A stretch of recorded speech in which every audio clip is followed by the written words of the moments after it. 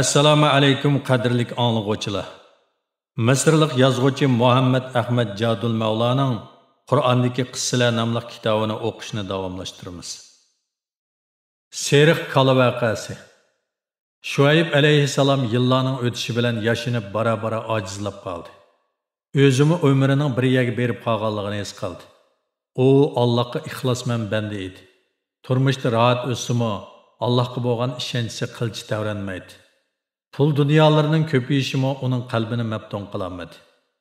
Əməliyyatda onun bütün mal-mülkü yaylaqdan tepib alğan bir kalalı idi. O bütün vücudu bilan Allah'tan, "Ey Allah, muşu kalını oğlum çoğun boğucu aman qıgaysan" deb tilaydı. O Allah'ın mehir şəfqatiga küçlük ümid bağlaydı. Allah'ın mehribanlığı əbədilikdir. Darvaqa Şuayb aleyhisselam vafot bo'lgandan keyin Allah Taala kalını onun yetim oğluğa miras qildi. O yetim oğul kalını davamlıq baxdı.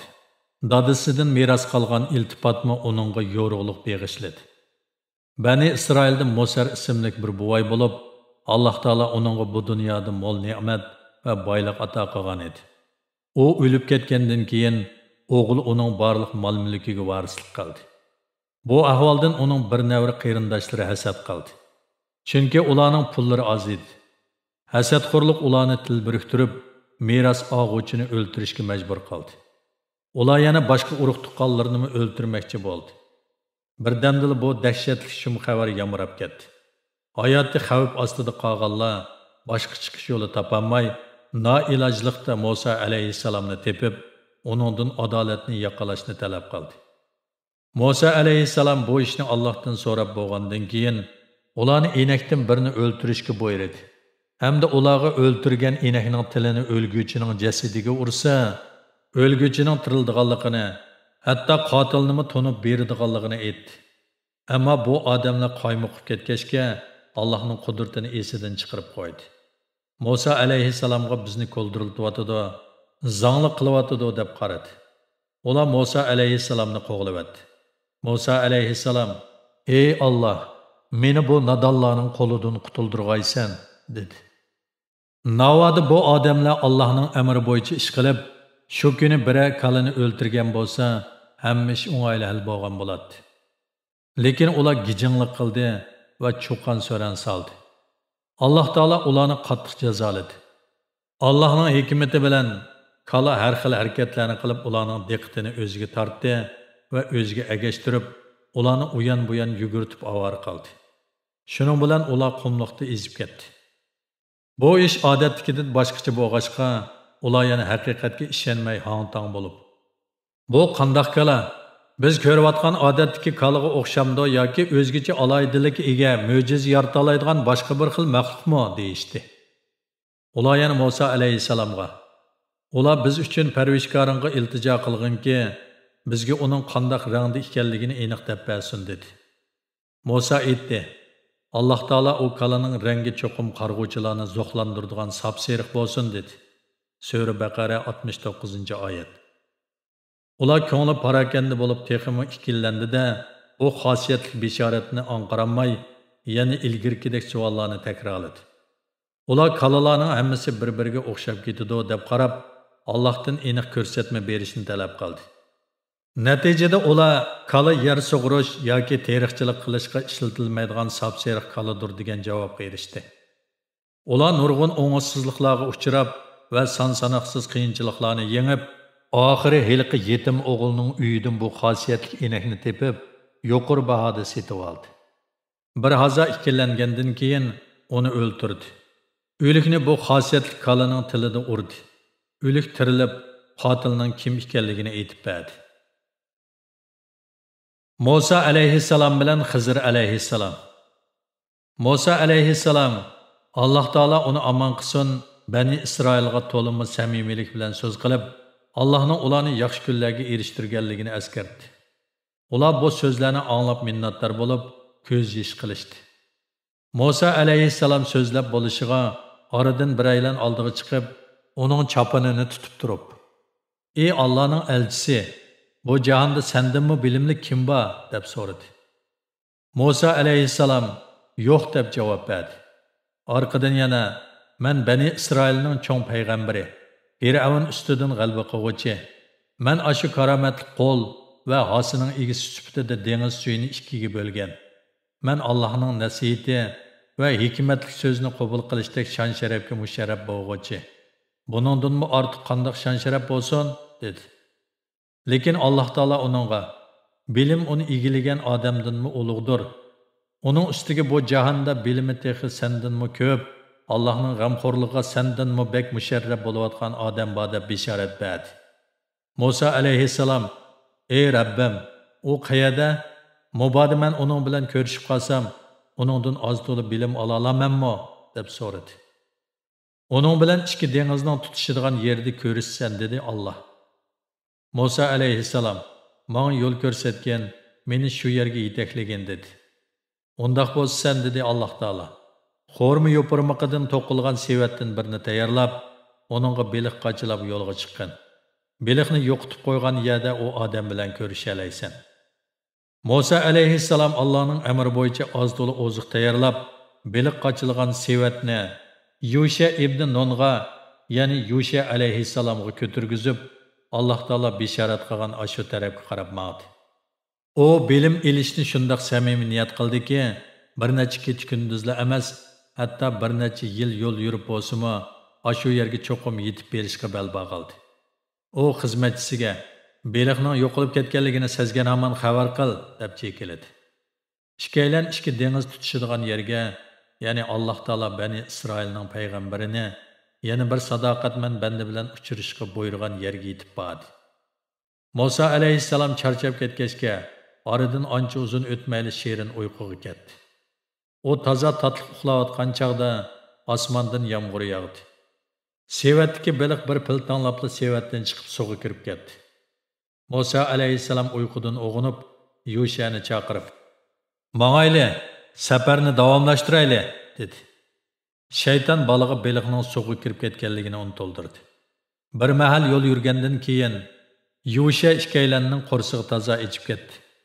Musa alayhissalom Yushaga: "Oziqni olgin, ajabmi herib ochdiq bu safarimizda", dedi. Bola sevatdan yeydigan oziqni elib etib, beliqning suvga kirib ketganligini esiga oldida, "Biz heliqi cho'ng toshning qishig'iga kelganda, siz uxlab qoldingiz. Sevatdagi beliq piltonlabli suvga kirib ketdi. Men uni sizga aytishni unutib qoptiman. Balkim shayton unutildirgan bo'lsa kerak", dedi. Buni anglab Musa alayhissalomning yuzida g'oliblarcha tabassum jilvalandi. U: "Ashu yer biz izlab kelgan yerning o'zi. Yur, orqamizga yenib shu yerga borsak, maqsadga yetamiz", dedi. Ikkalan kelgan izni bo'ylab orqasiga qaytdi. Ular beliqni yo'qitib qo'ygan yerni tepib kelganda, yodong'u ko'zlari o'ltirishib ketgan, payg'ambarlarga xos bir muncha oloydilikka ega bir kishini uchratdi. U xushchiroy, muloyim, tetik kishi bo'lib, uchisiga uzun yaktak yepinib olgan edi. Yaktakning peshi ikki putini yepib turadi.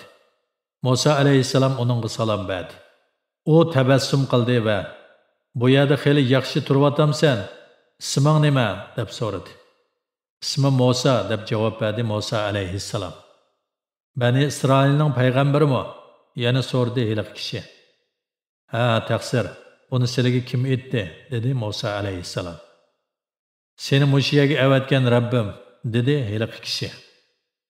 Musa alayhissalom u kishining dil o'zi izlagan kishi, ya'ni talpingan g'oyis ekanligini bildi. Shunga u gap so'zda texmi kamtar bo'ldi va Allohning talabi bo'yicha adab ikrom bilan mundoq dedi: "Ey Allohning itoatman bandasi, bilimga tashna bir kishining o'zingiz bilan ko'rishishga ruxsat qilgaysizmi? Bu kishi sizning huzuringizga kelish uchun ko'p yo'l yurib holidan ketdi. U sizdan mufassal bilim berib, yetakchilik qilishingizni o'tinadi. U sizga agishidi, buyruqingizga itoat qiladi." Allohning bu bandasi Xizr degan kishi edi. U Musa alayhissalomga mundoq dedi: "Navoda sen menga hamroh bo'lsang, nurg'un ajoyib g'aroyib ishlarga yo'l qilsan. Ba'zi ishlar yomon ishdek ko'rinsimi, amaliyoti yaxshi ishdir. Sendimi Alloh taolo odatdagi kishilarga ato qilgandek parang selishni yaxshi ko'radigan, biror ishning ujur-bujurni zig'irlab surishti qiladigan xuy bor. Sen qilgan ishlarimni ko'rsang, jim turolmaysan, hatto achchiqlanasan. Sen öz huyungni o'zgartib, öz tushanchangdan halqib ketgan ishlarni qandoqmi tushunalaysan? Musa alayhissalom bilimga bo'lgan tashnaligini o'ylab mundoq dedi. Alloh taolo xolisi meni sabr qilg'ich ko'rsan, sening buyrug'ingga xiloflik qilmayman. Sura Kahf 69-oyat. Navoda sen men bilan birga bo'ladigan bo'lsang dedi Xizr alayhissalom. Sana talab qo'yib ahdilishiman. Bu talab shuki, sen qat'iy tavranmasdan o'zingni tutib olishing, sabr toqatli bo'lishing, biror ishni mendan oldirab so'ramasliging, mening qilgan atganlarimga hech qanday e'tiroz bildirmasliging kerak. Bu yo'lni biz burchimizni ado qilib bo'lgandan keyin, ondan sening gumonlaringni yechib beraman. Musa alayhissalom yuqorida aytilgan qoida nizomlarni qabul qilib, ahdiga bo'ysundiganligini bildirdi. Ular qirg'oq bilan mengib, dengiz bo'yida turgan bir kemini ko'rdi-da, kemidagi kishilardan o'zlarini ma'lum bir joyga olib qo'yishni talab qildi. Kemidagi kishilar ularning xushchiroy, muloyim ko'zlaridan hukmronlarning ko'zlaridek nur chaqnab turganligini ko'rib, kira olmayla kemiga chiqadi va ularni qimmatli mehmon qatorida alayda izzatladi. Kemiga chiqib oradan ancha o'tmayla, Xizr alayhissalom kemining taxtaylaridan ikkini chuvib elibdi. Musa alayhissalom buni ko'rib kishilarni savobli qilish, gunohdan saqlanishga yetaklash uchun avatilgan payg'ambar bo'lish sifati bilan cho'chib ketdi. U vafoga jafo qiladigan razil qilmishga duch kelib qolgan edi. U kemidagi odamlarning g'arq bo'lib o'lib ketishidan ansirab, o'zining tuzgan ahdisi va Xizr alayhissalomning qo'ygan shartlarini esidan chiqarib qo'ydi-da, vaqirab mundoq dedi. Siz bizga savobli ish qilgan kishilarning qig'inini yondirmoqchi emasmidingiz? Hamda qandoq bo'lib ularning kemisini cho'ktirib o'tmoqchi va ularni suvga g'arq qilib o'ltirib o'tmoqchi bo'ldingiz? Bu sizning yaxshi ishingizmi? Xizr alayhissalom uningga hiliq ahdini askartib, sen haqiqatan men bilan birga bo'lishga sabr toqat qilib turolmaysan demidimmi? dedi. Sura Kahf 72-oyat. Shu chaqda Musa alayhissalom o'zining savanlik o'tkazib qo'yganligini bilib, Xizr alayhissalomga noma'qul bo'ldi va uningdan kechirim so'rab mundoq dedi. Unutilganligimni ayibga buyurmasligingizni so'rayman. Lekin meni o'zingizga hamroh bo'lish sharafidan va erishgan shafqatlarimdan mahrum qilmag'aysiz. Hozirdan boshlab deganlaringizga bo'ysunaman. Ikkalan kemidan tushib yo'lni davomlashtirdi. Yo'lda ular qosh ko'zi joyida kelishgan bir o'g'il balaning bir to'p balalar bilan o'ynayotganligini uchratdi. Xizr alayhissalom bu chiroyli balani so'rab yiroq bir yerga elib bordi. Ondan balaning ko'zi uyquga ketganda onu o'ltirib etdi. Musa alayhissalom bundaq vahshiyona qotillikdan qattiq cho'chidi va buni nihoyat cho'ng jinoyat deb qaradi. Bu bola toza o'sib yetilayotgan o'smir edi. U texi yolg'iz o'g'il bo'lishi mumkin. Ammo hozir u begunoh o'ltirib yetildi. Hatto uning qissasini oladigan odam chiqmadi. Yana kelib bu jinoyat Allohning ham payg'ambarlarning oldida o'tkazildi. Musa alayhissalom sabr toqat qilib turolmadi. Tuzgan ahdisini nazarda tutmadi. Bergan va'dasini Alloh oyoqlarga cho'rivatdi. Musa alayhissalom Xizr alayhissalomga: "Sen bir begunoh jonni nohaq o'ltirding. Sen haqiqatan yovuz ishni qilding", dedi. Sura Kahf 74-oyatning bir qismi. Xizr alayhissalom Musa alayhissalomga xeyligacha diqqat bilan qaradi. Bu navbat uningga va'da qilgan shartni askartmadi. Birdam o'tgandan keyin: "Sana men haqiqatan men bilan birga bo'lishga sabr toqat qilib turolmaysan demidimmi?" Sura Kahf 75-oyat. Bu chaqda Musa alayhissalom bu fazilatlik bandiga yana avvarchilik keltirib qo'ydim. Aslida o'zimni besilib ishning tegi oshkorlangacha sabr qilib turishim kerak edi deb qattiq xijil bo'ldi. U o'zining mushunda qaramlik qilaversa, nafratga va yomon oqibatga qilishidan ehtiyot qildi. Endi u oldirab savol so'ramasligim kerak. Bo'lmasa Xizr alayhissalom meni o'ziga hamroh qilmaydi degan qarorga keldi. Shunga u Xizr alayhissalomga: "Bundan keyin yana sendan biror ish to'g'riliq so'rasam, meni o'zingga hamroh qilmag'in.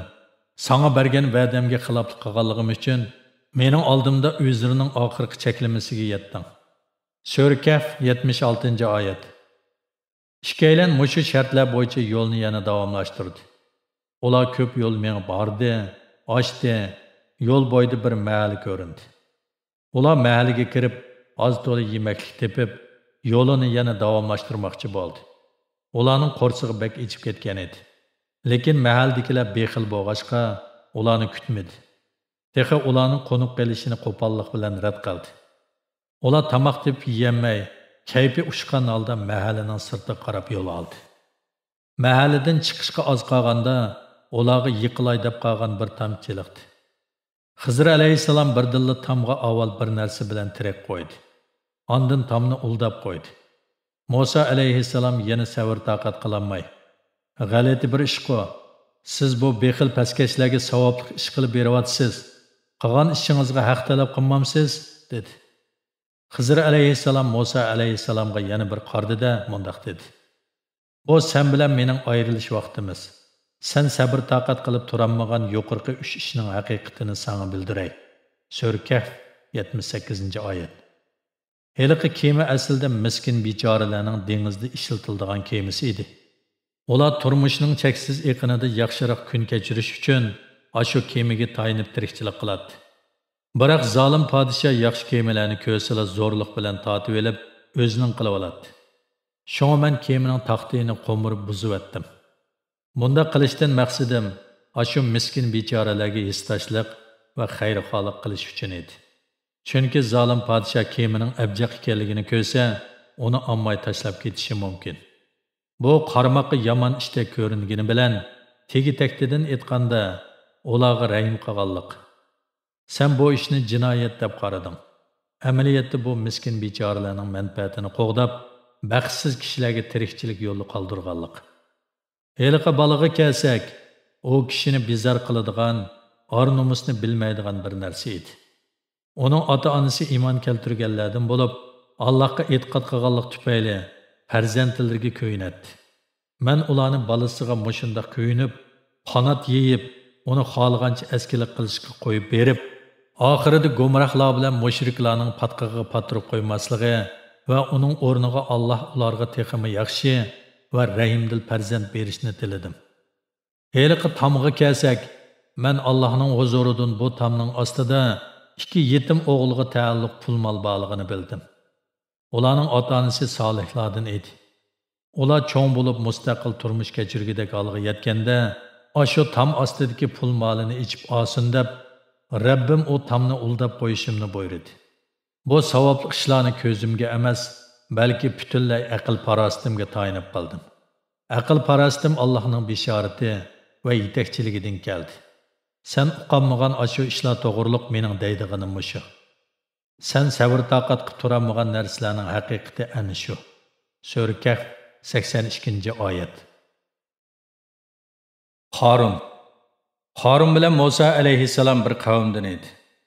Ikkalanda texi yaqin tuqqanchilik munosabatim bor edi. Harun Allohning iltifoti bilan bayashat yashaydi. Tafovati ustun, mol dunyosi mo'l edi. U bemalol, erkin va nihoyat xushal o'tadi. Bundaq baxtli jahonda kam uchraydi. Harunning omati ondan kelib, xazina va sanduqlari oltin kumush bilan liq to'ldi. U mol dunyolarini saqlashga bir necha odam yolladi. Ular bu sanduqlarni ya ko'tarolmaydi, ya ocholmaydi. U boshqalarga qaraganda turmushini hashamatli o'tkazadi. Ozodi kiyinib yuradi. U kishilar bilan ko'rishadigan chaqda oldi bilan bir qo'r pardoz qilib yasanadi. Uning sarayida qullar va xizmatkorlar intayin ko'p edi. U ashundaq kayf sapoliq turmush kechirsimi, lekin ichida agar kayf saponingmi cheki bor bo'lsa, men cho'qim shu chekka yetishim kerak deb o'ylaydi. U qadimdan tortib oltin kumush, jahonning zibu zinnati shan-shavkati, turmushning asosi va turki bo'lib keldi. Oltin kumush mol dunyoga ega bo'lgan kishi zo'rliq zo'mbolik qila oladi. Sen emas men deb, sen men deb jahonda o'zini yo'g'on tutadi. O'zini hech kishiga teng qilmaydi deb o'ylaydi. U bu dunyoga kelgan kishilar mening zanglik va masxara qilishim uchun kelgan deydi.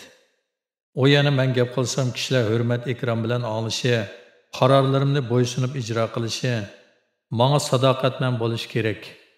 Buningga xiloflik qiluvchilar o'limga mahkum. Men uchun ketman chepishini ravo ko'miguvchilar gunohkor deb qaraydi. Harunning bunda qilishi ilgirkilarning izidan manganligi bo'lib, buning ajablanadigan yeri yo'q edi. O kishilarga shafqatsiz edi. Zolimlik va zo'rliq zo'mbuliq qiladi.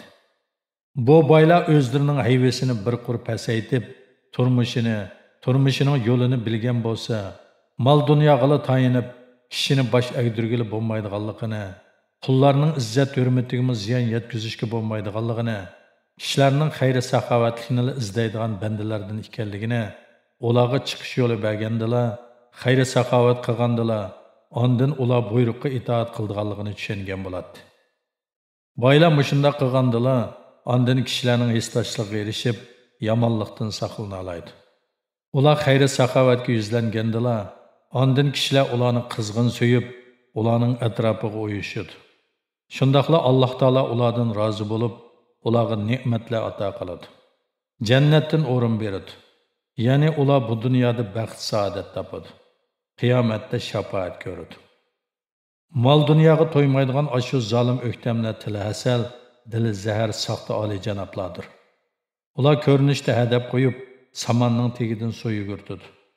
Miskin bechoralarning qarishliklarini, izilguvchilarning ayblashlarini ko'rsim ko'rmaslikka, anglasimi anglamaslikka soladi. Qorun tap tortmasdan askilik qiladi. Asyodi pul tepish, boy bo'lish tili edi. Esil kiyimlarni kiyib, o'zini yasab yuradi. Bekmi ko'ranglaydi. Boshqalarning och yalang'och qilishi bilan kori yo'q edi.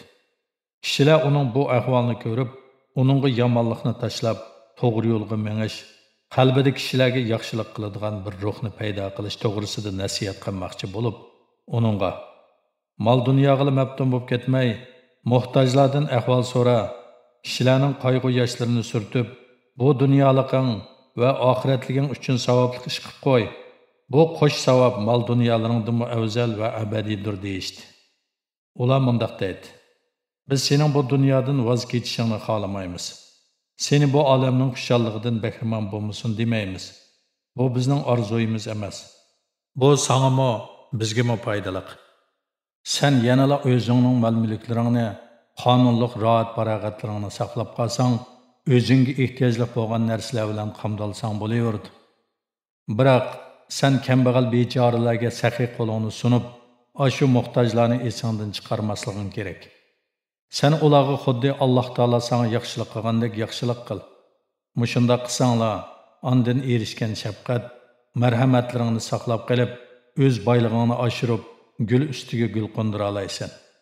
Oltin kumush ko'z yumib ochqicha uyan-buyan bo'lib ketadigan ko'langa. Vaqtlik mol dunyo. Shunga sen uningga erishganliging bilan xushal bo'lib ketma. Uningga aldinib qolma. Shundaqla uni bu dunyodagi maqsadlarini amalga oshirishning vositasi yoki u dunyoga berishning yo'li dema. Bizning sana qilgan bu samimiy nasihatimiz faqat sana kuyinish va Allohdan barliq mehr shafqatni sana berishni umid qilish uchundir. Vaholanki hozir biz Allohning seni oltin ko'mishdan mahrum qilib qo'yishidan yoki oxirida seni jannatga kirgizmaslikdan ansirmoqdamiz. Aslida bu noinsofning bu nasihatlarga quloq soladigan vaqti bo'lib qolgan. Lekin haqqavur kishi qandoqmi samimiy nasihatlarga quloq solib, yomonlikdan qo'l uzib, to'g'ri yo'lga mangsin? Qorun oltin ko'mishni ovutish, boylik to'plash ham xiyoliga cho'mib ketdi. Boylik uni bag'an sari takabburlashtiribdi. Samimiy nasihatlar uning qulqiga kirmadi. Kishilar uningga samimiy nasihatlarni anglitishning chorasini topolmadi. Qorun bo'lsa o'z qilmishini yo'lliq deb qaraydi. Shunga u kishilarning nasihatlarini qo'pollik bilan rad qildi. U mundaq dedi: "Bana sizlarning nasihatinglar ajatsiz. Qilganlarim sizlarninkidan to'g'ri. Men ko'pni ko'rgan, oltin ko'mishlarim bilan ko'nglim to'q, ham shundoq bo'lishga munosibman. Sizlar nasihatinglarni yig'ishtirib olinglar. O'zinglarning g'im bilan bo'lsanglar bo'ldi. Mening ahvolim sizlarnikidan ko'p yaxshi. Ko'rgan bilganlarim sizlarnikidan ko'p." Qorintega ularni ayiblash va qattiq izohanatga qoldirish uchun uyiga kirib ketdi va yasinib chiqib, Allohning uningga qilgan mo'l shafqatini ularga ko'z-ko'z qildi.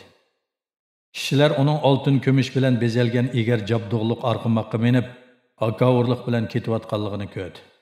Uning atrofida chakarlari po'sh-po'sh deb mengashadi.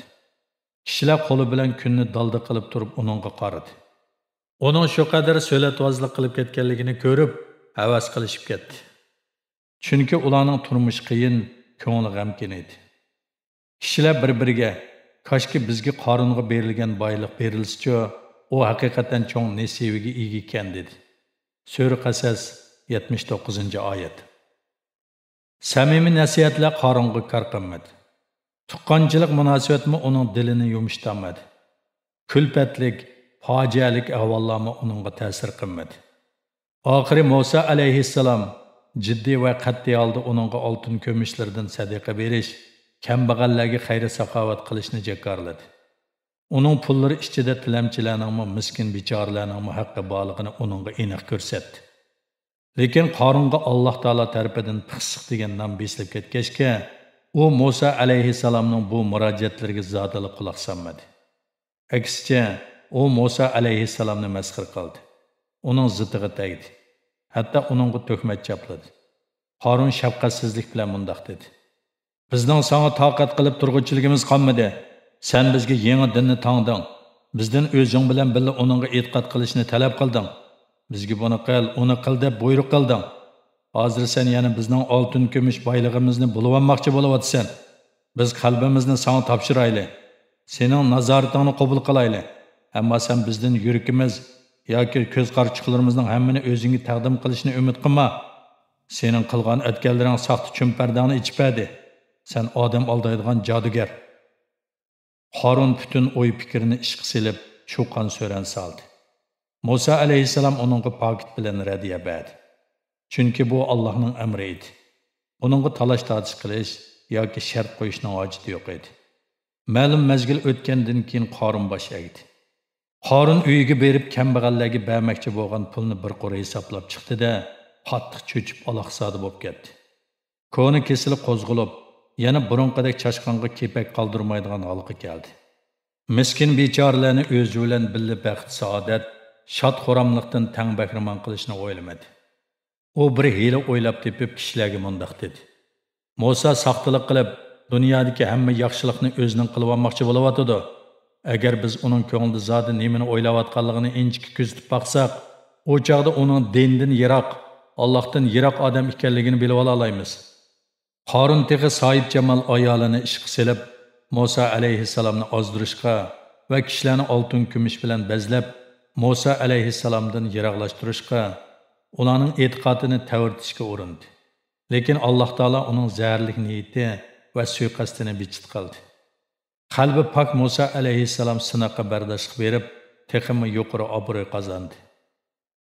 Musa alayhissalomning Qorunga yomonlikdan qo'l uzib, to'g'ri yo'lga menish haqida qilgan nasihatlari uningga ta'sir qilmagandan keyin Musa alayhissalom oxiri umidini uzdi-da, kishilarni Qorunning ozdirishi va quturtishidan saqlab qolish uchun Allohdan Qorunga jazo berishni talab qildi.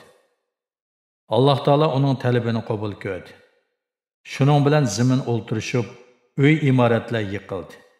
Allohning oldida Qorunga yordam berishga odam chiqmadi. Zamin Qorunni va uning pul-mol, uy imoratlarini yutibdi.